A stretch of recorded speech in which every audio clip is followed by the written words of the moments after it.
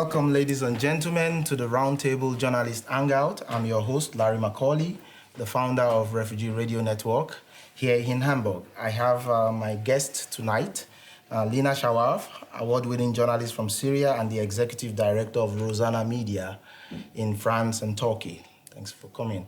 I have UZOMA ONWUDIEGWU, research assistant, international human rights treaties at the University of Hamburg. And I also have on my left, SALAH is a Libyan journalist and an artist currently working on the topic of racism in Europe with his performance piece titled, I'm a Person of Color. So Salah, thanks for coming. I have finally my sister, Nancy OKOTIE, consultant for international student interest in study in the University of Applied Science here in Hamburg. Thanks for coming on the program. Thank you. So tonight I will start with LINA, because she's our guest all the way from France.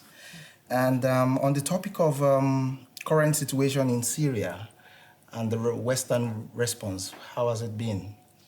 Here in the media, in the international media or in Europe, they always keep saying that it's finished. The war is finished, so let's keep all the Syrian and the refugee back. Not only in Europe, and this is we see in diaspora, like in Turkey, in Lebanon, in Jordan. They're really trying to bring all, they cannot bring all the Syrian, but the majority of the Syrian back. But if you go to the reality in Syria, it's not like this. There is, in Idlib, the regime and the Russian keep bombing the civilian and the hospital and the school. In the Kurdish area, like we know now, there is a battle between the Free Syrian Army, like protected by the Turkish, with the Kurd, and like it's not finished. So in reality, still not safe to go back to Syria, and especially for those who left Syria because they are wanted by the regime. Even like consulting in human rights or activist or journalist or anybody like working in this field or doctor even. Like they all left because it's dangerous for their life to stay there. Yeah, but America, Turkey, everybody's saying they want to create this safe zone. Even the Russians are saying that. And so this safe zone doesn't work? They keep like if we follow the news, they keep now talking about the safe zone, but we, all the Syrians, feel like it's gonna be safe zone, especially like in Turkey now. They don't give work permit enough to let all the Syrian work in Syria. They have at least 4 million Syrian in Turkey. So at least, if you remember, Erdogan said he will bring 2 million at least to the safe zone. So I think in the near future it will be. And there's a trending issues in the news now about the ISIS fighters who must be returned back to their home countries. Yeah. Many of the countries in Europe don't want them, and Turkey says they can keep them, and I think Syria will not take them also. So what's the dynamics around these returnees? Yeah. What do you think as a journalist? Do you think they should be left behind there? I will not give my response on own that. opinion, but I think in the Syrian society, there is many opinion, like you said. Some of them, they said they have to go back to their country, and you can like judge them there. We are not responsible about them here. And some of them, they said, keep them and kill them here, or judge them there in Syria. So there is many opinion, like any other society. But at the end, they came there to make jihad. Yeah. Is it currently possible to set up a tribunal in Syria? Do you think? To set up a tribunal to Like a court. Like a court. No. For now, no, because now Syria is divided. You know, there is the Kurdish area, and there is the area where we call liberated area, and the regime area. Yeah. Yeah, in the regime area there is, you can, of course there is a law, but we don't trust. Nobody from the Syrian trust, because you can, there is corruption, you can pay money, you can do anything with the money. Yeah. So at the end you cannot trust law anyway. But in Germany, they said they want to get them back. They are really more open here to get those people are back. But they said for the German authorities, they said it's really difficult for them because there is no enough proofs that people have been part of ISIS. So I think this is really very complicated issue. But of course, they're already coming back because yesterday a group came 7 people. No, I returned to Germany. mean, actually, I know there are some people, like there are some NGOs or institutions here are working in Germany or some places in Europe, and the people from ISIS, they haven't been really back just now. There is so many of them, they have been back in the last few years, and there is special places where people people who have been part of from ISIS, where they come back here. There are special places where there is institutions or NGOs, they really care about them and they try really to work with them, because some people, they came back and they said like, we really didn't know what will be there. So Okay, so Nancy is a social worker. You came all the way from Nigeria. Right. You studied already dentistry in Nigeria. Right.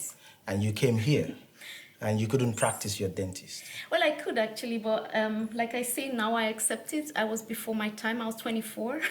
And that time we didn't really have a migration situation in that sense. We had the Turkish people who were settled here, but we didn't have lots of Africans coming here with the English speaking. I mean, I could speak German, English, you know, I grew up with both. I have 2 cultures, German, Nigerian. So I was just before my time. I put it like that. If I'd come now, of course, you know. But then again, inshallah, I was meant to be what I am today. So I don't regret. Okay. And Salah, what's the thing about I'm a person of color? Actually, like I'm living here like in Hamburg since 5 years. I'm a specialist in human rights violation and politics in Libya. When I came to Germany, or I have been traveling a lot in Europe, I found myself in some situations, some racist situations.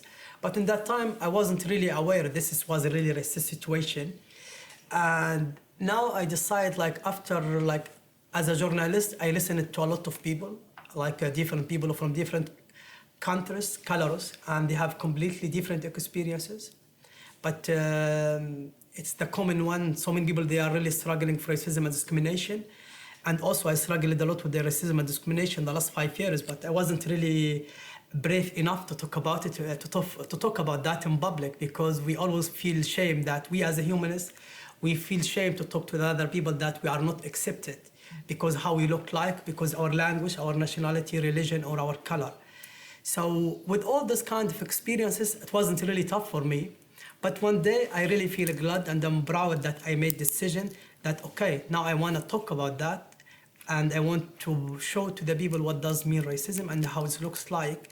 And yes, I started to show my performance 5 months ago about race. It's about racism and discrimination and my personal story with racism and discrimination in different places. And the performance is about 1 hour. I showed the performance till now 9 times, and I showed it last time in Amsterdam. And it's very intensive performance. So the thing that many people, so many audience, they didn't have really enough courage to watch and to adapt the performance. But my main goal is to make the audience feel uncomfortable and challenge them to think about racism in their hearts and their minds. Yes, and me as a journalist, I came from the media, and we always talk. The last 10 years of my life, every day I'm talking or writing about the human rights violation situation in Libya, in Syria, in Iraq, and so many places. Even when we live in Germany, we thought the situation here is fine and safe. But actually me, as a person who's really interested in human rights issues, there is a lot of problems in the social level here in Germany that even the German media didn't talk about it.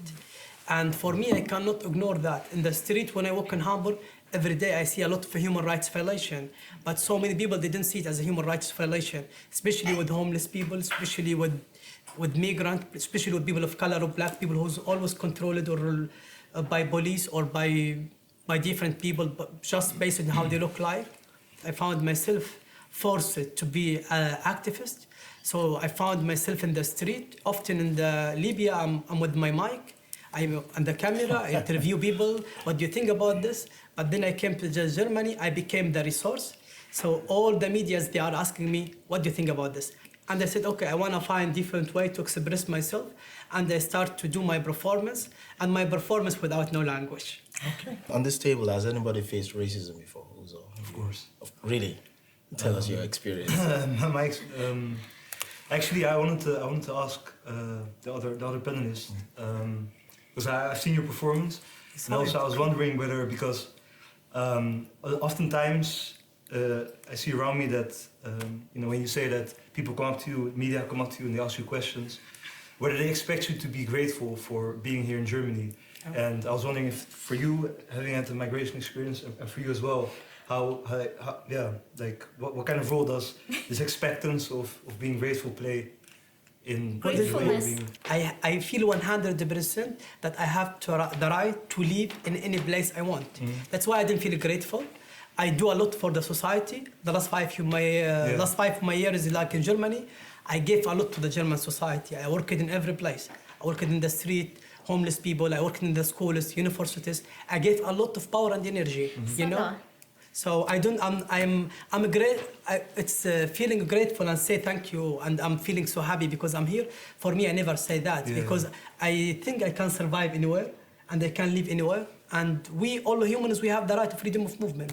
So for me, this is the reaction. Yeah, I think our duty to bring the real story. Yeah. Because for Syria, for example, they ask you all the time, what do you have, a civil war?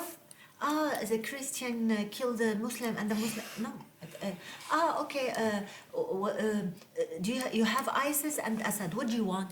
What is the best, ISIS or Assad? They ask you this question in France.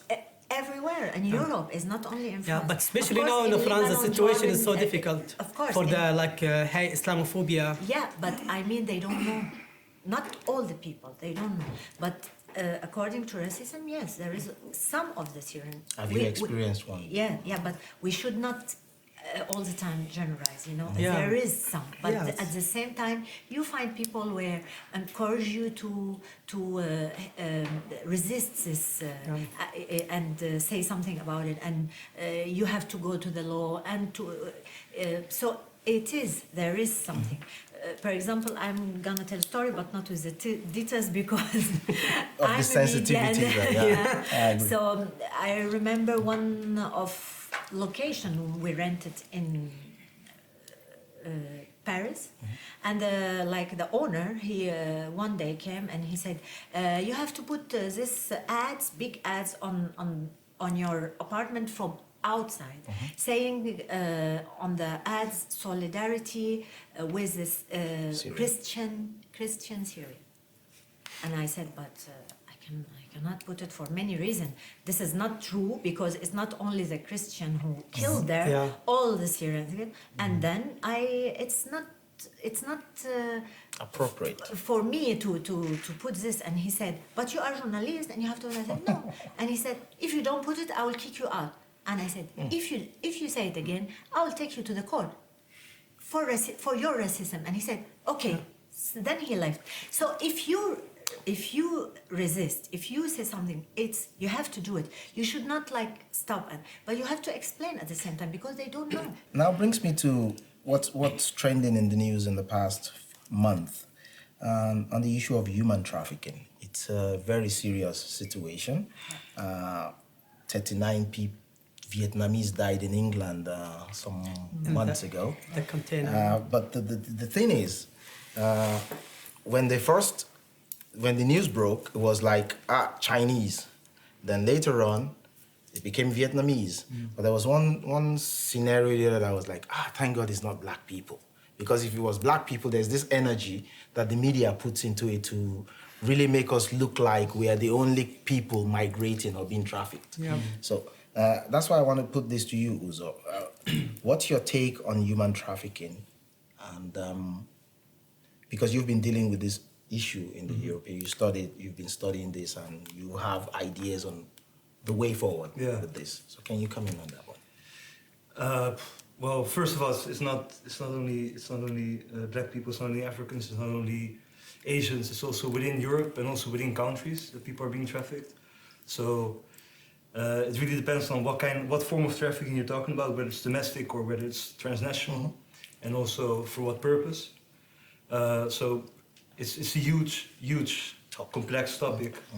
I think one thing that stands out, and it kind of ties into the general topic of today, is that when it's transnational, it's very much linked to migration and migration laws.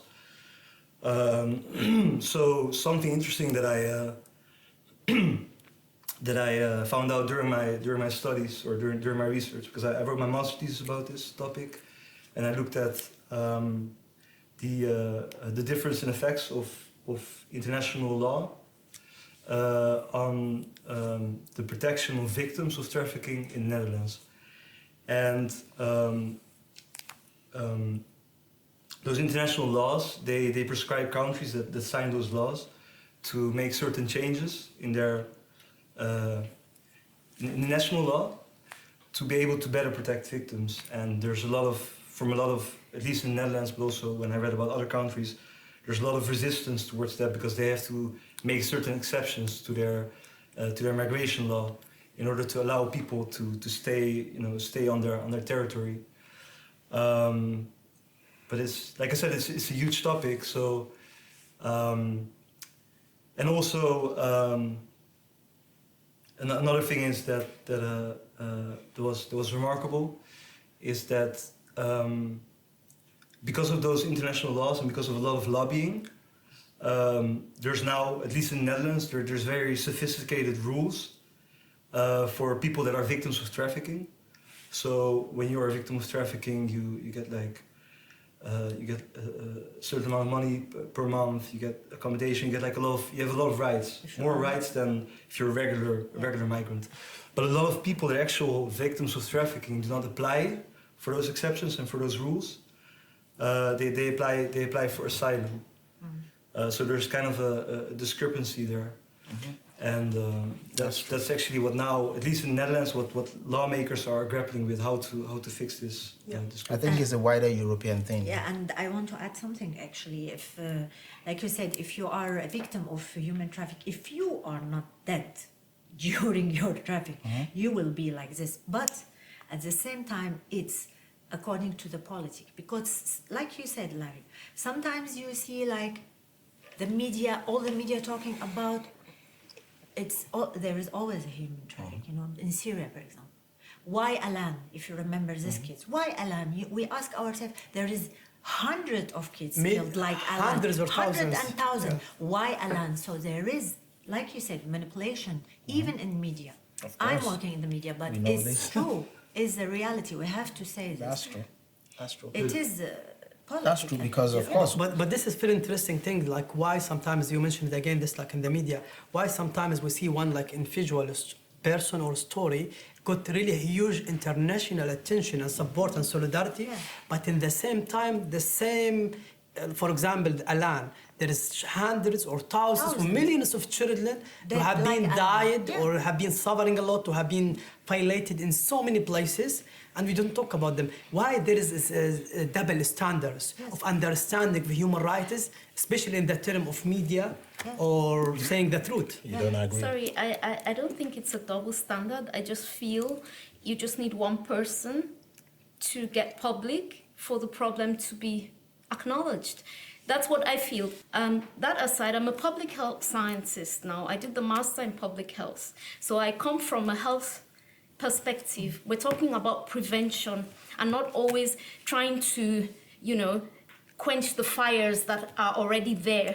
We have to go prevention, so we have to go back prevention, education. We have to start looking healthcare, prevention, education. We have to go on a global public health view. People are being trafficked, either domestically or internationally, across international borders. The rules that we have, the international rules that protect or not protect these victims or individuals, is it adequate? Is it working? Well, we've heard a test case of the Netherlands. Something is working there. Why will it not work? Why wouldn't it work? Because the implementation needs to be done in those countries that are being trafficked. You need to go there and educate. You use a model, the stage of change, you implement at each stage in a setting. The setting is the doctor's practice, for example. and you make a brochure, and at that setting you try to find out at what stage of thinking is this migrant or this person or this little girl in the village, and then you implement. And this model is called the trans-theoretical model stages of change. And if we're leaving out the monetary, I think the business area. It's also important to because there are people Yes. profiting from this trafficking. Of course. Millions of money Of or dollars course. or euros are Of being made. course. So since it's a $1 million industry, Yes. there are people who will do anything It's to true. continue the business. Yeah, and it's those- been there for you quite have a to while. educate those people. If you don't educate them and don't give them other jobs, of course they will do that.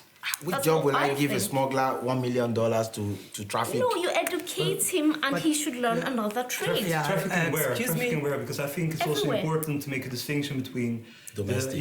the original, but also origin, country of origin, or where it happens in West Africa or where it happens in Europe. Exactly. Because also what happens a lot is that on the way people. So there's also a distinction between human smuggling and human trafficking. So human smuggling is that you a person voluntarily agrees to be taken from Exactly. place A to place B. Yeah. Human trafficking also has the element of exploitation in it.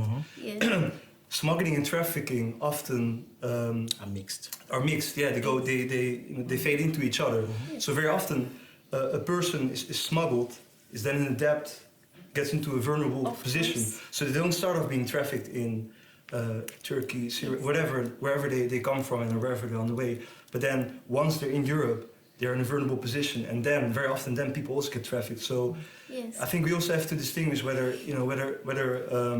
certain laws, either on a national level or on an international level, whether they are working or not, where they are not working. Because if you're talking about Europe, a European context, then one of the reasons why they're not working has to do with this huge gap in rights that are being assigned to migrants.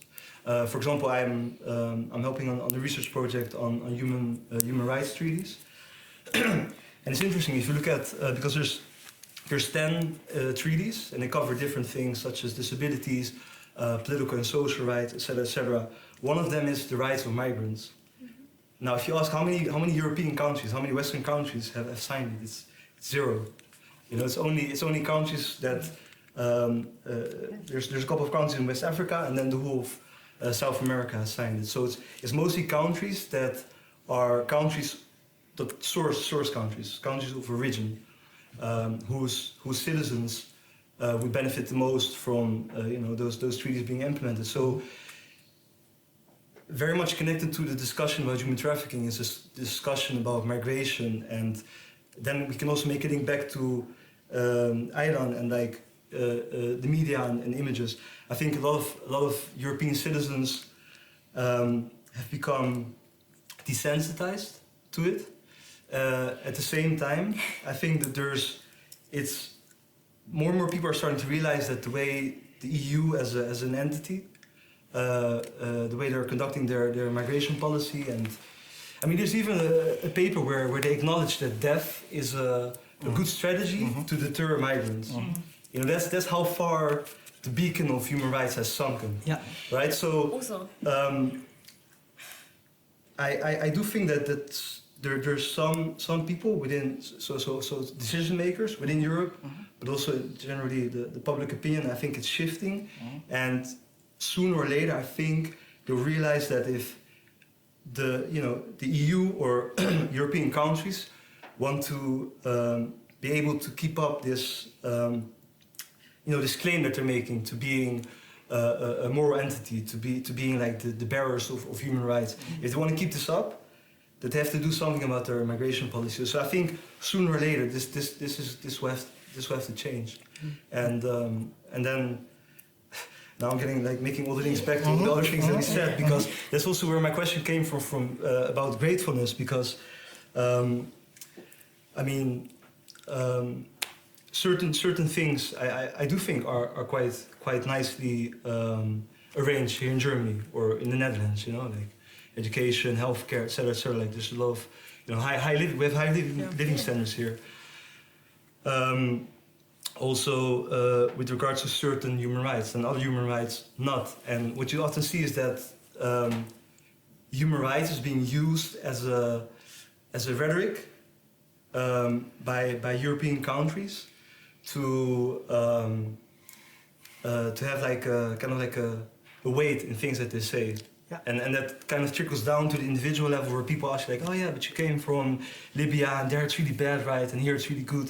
Don't you feel grateful? And that's also where my question came from. And it's kind of hypocritical because as you say, either European countries haven't signed certain treaties, one example that I gave, or they violate human rights. Yeah. So there's this double-sidedness that sort of permeates through every discussion that we're having. I think before, like, I would like really to go back to her talk about, like, sometimes we need to educate those people, the smugglers or the traffickers, for example. I came from, like, a very hot area, like Libya, which is really the most known place, like, lately, like, or, like, since long time for, like, a human trafficking or smuggling. I came from city in the center of Libya. It's called Jadabia. It is...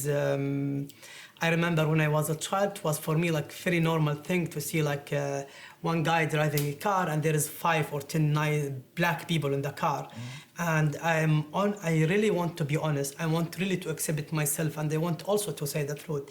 So many people are not from my main family, from somehow they are relatives. They have been working as smugglers, you know. So they bring people from Al-Kufra. Kufra, it is not far away from Nigeria or Sudan. And this was very typical thing for me when I was a child, that I see like a car with like 40 people, one small car, 40 black people in one car. And we have very like hot weather.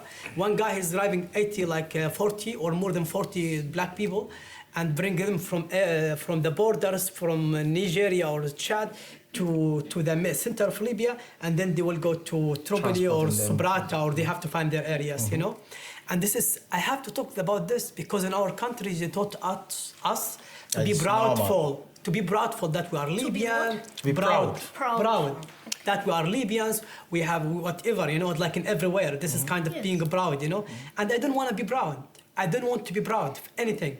I want just to say the truth. I'm just proud that I'm only human. But we want to go back to the topic when, like, say, like we have to go those smugglers or those people. Like in Libya, the Italian government gave millions to the traveler, to the smugglers or the criminals or the smugglers, whose people like treating people in a very bad way, and they give them millions of money.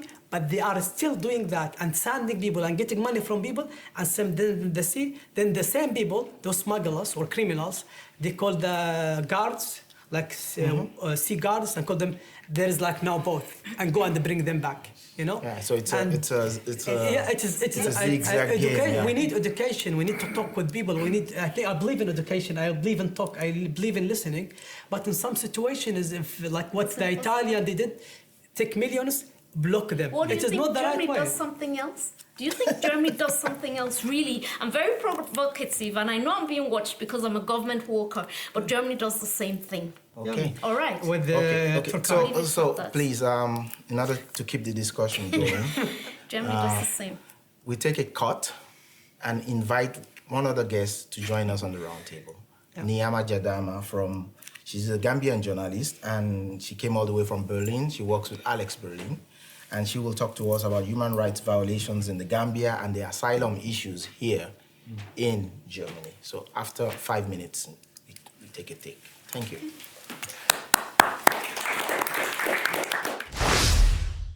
Now we're back, and I have next to me NIYAMA JADAMA, a Gambian journalist all the way from Berlin, Alex Berlin. Nima, welcome to the program. Thank you. Can you tell us what's going on the issue of human rights? In Gambia, which one? Yeah, in Gambia, and the asylum issues you wanted to talk about. Well, the issue of human rights, I'll actually focus more on women. Recently, since 2014-15, we've seen a lot of Gambian women being trafficked to the Middle East, especially in Qatar, Dubai, and of course Libya. And what is actually interesting here is that this human trafficking issue is not just being done by civilians, but then the government officials are somehow involved. So this is the most interesting thing, and a lot of women were actually trafficked to the Middle East with the hope of going to work as in hotels or to in salons or as house helpers. But at the end, 90% of these women ended up being being as prostitutes, and most of them are paid, are worked without paid. So it's like before you go, there is a client who will tell you, okay, I help to get people to the Middle East to work. And for example, if you tell somebody who is in Gambia that I'm going to pay you like 1,000 euros, that's a huge money in Gambia. So of course, that country being a poor country and 80% of the people are actually poor. So women had this vehicle to actually support their family, especially if you're the firstborn. So most women do accept this offer, and they said, okay, I'm going to use the opportunity. But at the end, they ended up in prostitutions, and instead of getting their pay, they actually have to pay back again. This is excluded of the money that they use. So this trend has been going on mainly 2014, 15, 16 when I came, and then there was a discussion in the media about this issue. So I personally did a research on this. It was one of the issues that led to me fleeing from Gambia to here. You know, I was home, and a neighbor came and was like, she's interested to go to Libya. No, not Libya, I think it's Qatar, one of the countries in the Middle East. And there is somebody who is organizing everything. The facilitator. Yeah, exactly. So I was curious, and I was like, how is this whole thing, how is all these things going about? And she's like, she don't need to pay anything. The only thing she needs is a passport size to get her passport. And what actually interests me, or what actually triggered me to do research on this, was that the passport photo she needs to present to get her passport, she needs to wear a special dress. And that is, she just need like an armless t-shirt. I mean, that means all her body parts should be out. And normally they pick girls that are super beautiful, tall, black, and all that, slim. These are the girls they needed. So I was like, nah, this is not normal. I mean, I've never seen such a passport size. So I was like, I'm interested to go. I also want to go. So, and then she shared the contacts and all that. And I met the people who were doing this, that I wanted to go. And I ended up at the immigration office. Then I found out government officials are involved. So, and at this time, journalists were not in a position to talk about this. About 3 journalists, including me, flee the country because of this stories, because they publish it and the government don't like it and they have to flee. So the issue of human rights was going on, and nothing actually, so to say, couldn't be done about it, because people don't know how. People were scared to talk, because we had a dictator for 22 years before 3 years. And we all know how during this time journalists were working. The media was self-censored. And there was dictator. People can't talk. People cannot say what they want. So it was difficult. But thank God it's actually reducing now. So we had a change of government. And with the new government, so... There's a new commission, right? A Human Rights Reconciliation Commission. There has been a new Human Rights Office in Gambia decades. But then what are they doing is now the question. And while I was in Gambia working as a journalist, there are a series of meetings all the time on the session on human rights. So what I see is that most of what has been talked, what has been discussed there, it's more on an international context. But domestically, are they talking about that? Are they even interested? So for me, all I see is that is to get into the flight and go to several African countries and discuss about human rights issues while not targeting at the grassroots levels. Okay, what about here in Germany, the asylum issues with the Gambians? Because we spoke about it many times. You've talked about it, about the deportation processes, how Gambians are not given the rights to stay here, despite the fact that things have happened to them back in the Gambia.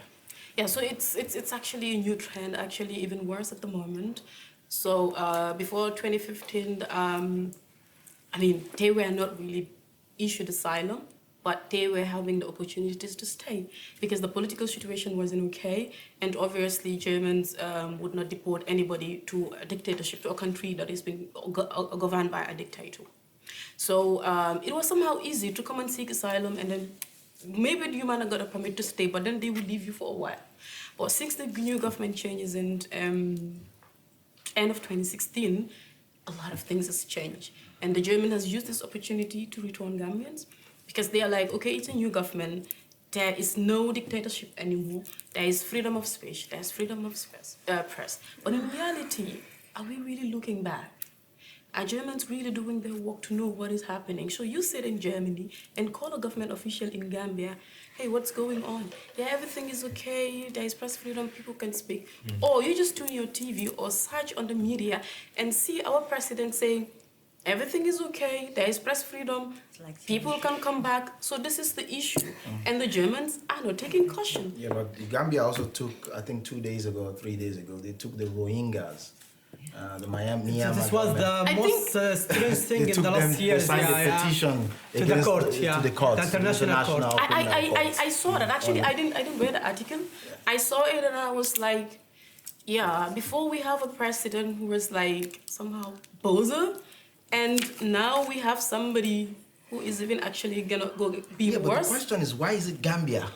Yeah, a small country, very poor, just 1.8 million. They choose this country to sign a petition against the Miami's government. But this is I think really it has rare. to do with one or two reasons. There's something going on. This is something never happened like this. This is, they said, like in the media talk about it right now, the last 2 days. There is nothing happened like this before, especially from the African countries. Could someone explain what happened? If I will come, There's a petition against NIYAMA government for the atrocities against the Rohingya people. Yes. In Miami, and they found Gambia stood up and signed a petition at the submitted a petition at the Yes, international because they're tribunal puppets of court the system. in the Hague. So the question is, why is it Gambian taking such a giant step? so from my own opinion, if you would ask me, I would say it has to do with two reasons. It has to do with tourism? Two reasons. Oh, two reasons. The former government actually did this. When Rohingya was floated or somehow, they were willing to take refugees. From Myanmar. From Myanmar. Imagine your country people are suffering and you still want to take some people. What is that? Because you're trying to create attention that we are Gambia, we are generous, we want to welcome people. And the second one, it's a personal opinion, I'm not sure, but I think it has to do with more of religious solidarity, because it's a Muslim country, and Gambia is 95% a Muslim country. So they're trying to sort this. Where is Saudi Arabia and Dubai and Vatmal, they are much more richer. Yeah, It's personal. I mean, I agree from with my you. own personal Yeah. opinion, View, I of haven't course. read the petition. I have seen it. I haven't seen it. I have seen it, but I was like, okay, I had to read this later, and I didn't got the time to actually get to read it. But from my own personal, opinion or whatever, I think maybe it has to do with this, because we have a government that it's a small country, and they always want to create attention. To take it home, we have to go. We round up. It's almost 1 hour. Working with the diaspora. Most of us are living in the diaspora, all of us. And you as a Syrian, working with the diaspora or within the diaspora community, what are the difficulties there? If you look at the diaspora now for Syria, like there's in Lebanon 1.5 million. In Jordan, like not so much, but have 1 million. Like in Turkey, 4 million. And you have a lot of them, like in camps, displaced. They don't have like you said, they don't have health care. They don't have anything like it. They don't have water. They don't have any services. In the media, you have to do. In a conflict like this, you have to do this service for the people who are sitting in camp. They don't have the minimum of services for them. So of course it's so difficult for them. At the same time, they are so scared. Like she said, they have been under dictator since 40. It's really long story to do with the media for diaspora. It's so difficult. Thank you, Lina. I'm a person of color, working in the diaspora. What's your final take? What do you think? We should continue doing artistic work? I want to continue doing my artwork, because for me, the only place where I feel free, and I move my body, I use my feelings and the emotions, stories and experiences, I tell them in different ways. It's the only place where I feel free is on the stage. The social worker, what's your final take on working in the diaspora? My final take is to do research. I'll be starting a PhD next year, by God's grace. And I have a concept and a project. And the project is going to be Hope by Faith. Faith is a little girl that will live in northern Nigeria. And if you follow Faith, and Faith may just be me because I do have faith, then if you can install hope, optimism, peace, enthusiasm, empathy in all migrants, and that way we go forward, because I feel there's no other way. The researcher, what's your final take? My final take is Working in the diaspora. unity in diversity. Unity in diversity. And Nima? love. Nima, what's your final take? Acceptance, Acceptance. solidarity. Okay. Acceptance, solidarity. We take it out from here. Thanks a lot for joining us on the first edition of Journalist Hangout Hamburg at Migrant Politan, and see you next time. Thank you.